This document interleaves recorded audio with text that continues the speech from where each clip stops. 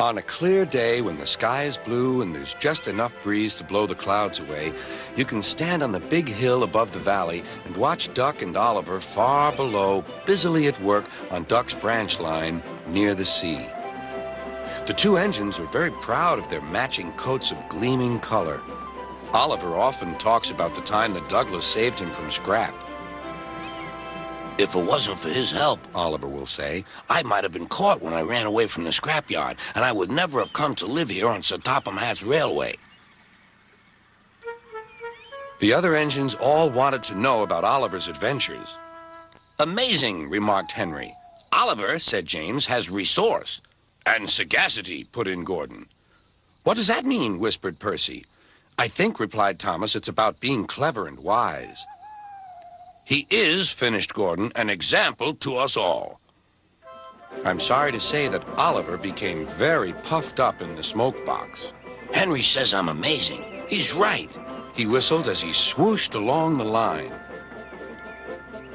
One day, Sir Topham Hatt came to see him. You are doing well. Now you must learn how to look after freight cars. Every wise engine knows that you cannot trust freight cars. The other engines warned Oliver, but he took no notice.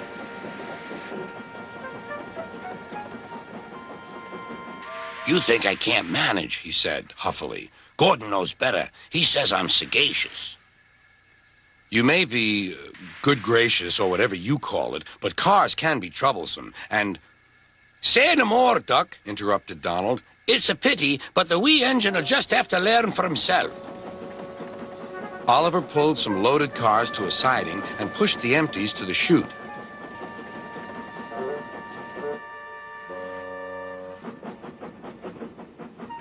Then he came back to take the loaded cars away. But they were comfortable and didn't want to move. What right is he to poke his funnel in here? We want Duck. Or Donald.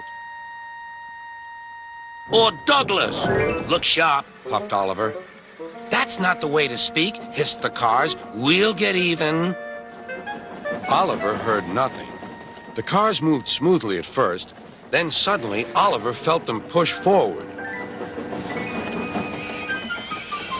His driver applied the brakes, but they were useless against the surging cars. On, yelled the cars.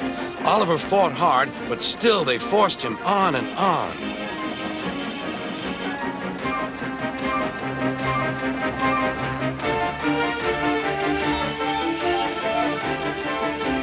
At last, the cars grew tired. I'm winning, gasped Oliver. But it was too late.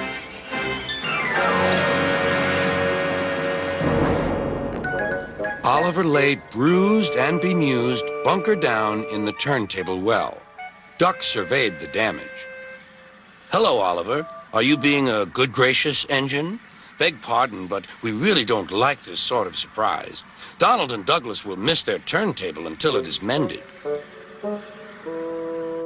That evening, Oliver was hauled gently to safety. I'm sorry, sir, he said to Sir Topham Hatt. I should have listened to Duck's advice. I don't feel good gracious or whatever it is. I just feel silly. Well, Oliver, replied Sir Topham Hatt, now you know the damage cars can do. Yes, I do, sir. I look like a load of scrap iron. Oh, I don't think so, laughed Sir Topham Hatt. But you do need to go to the works to be mended.